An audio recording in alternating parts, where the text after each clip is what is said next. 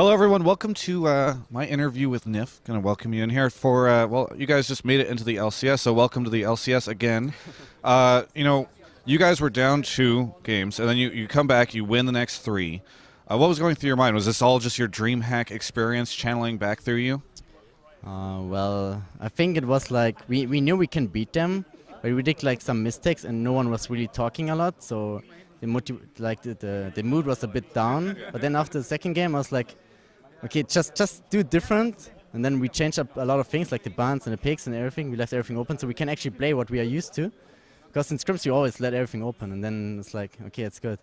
So that's kind of changed, and then we banned the heroes as well, so they were not as confident anymore, and then we just made it come back. It's interesting, whenever I talked to you at DreamHack, you had mentioned that you were sort of trying to fill that role that Ocelot had on the team of like being the guy that helps like lead the charge. It sounds like you kind of did that after the second game. Do you think that that's happening now? You're filling that role now?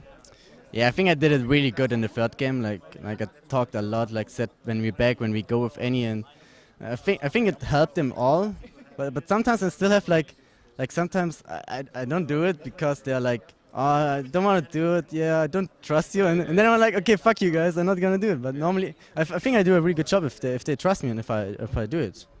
Hey, talk to me about Annie, because I have seen her picked and banned so popular these days. Like, is she just the ultimate OP support, or what's happening there? I think she's really broken if Leona's banned. If not, then Leona hard counters her. Yeah. Talk to me about Leona as well, because I saw that you referenced the fact that you sort of picked her in that last game based on some conversations that you had previously. Is Leona rocking it pretty hard right now as a support? Like, what are your thoughts on her? I think she's pretty broken with the new masteries and the Durant shield start, because you don't buy wards anymore, so you can do that.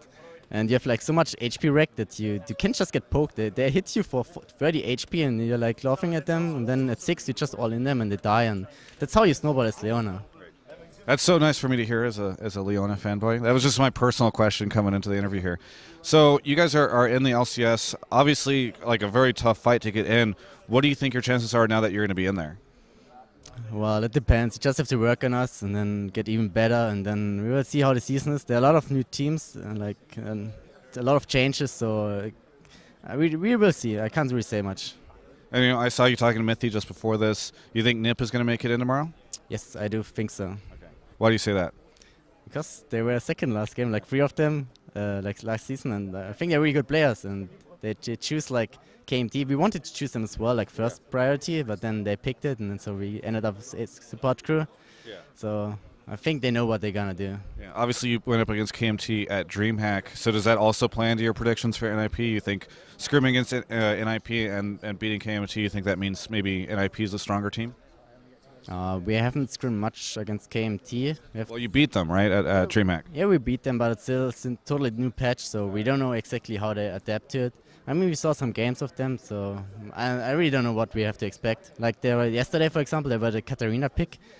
I didn't even know they played it. I saw it in solo queue sometimes, but well, you never know. So might be some good picks tomorrow. They might pull out some cheese, maybe. Yeah, I think so. Some of that European cheese.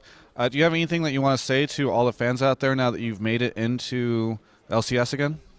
I just want to thank everyone who supported us, who believed in us, and I'm glad we made it back in. Thank you so much for the interview. Congratulations on the win today. Looking forward to seeing what SK can do going forward.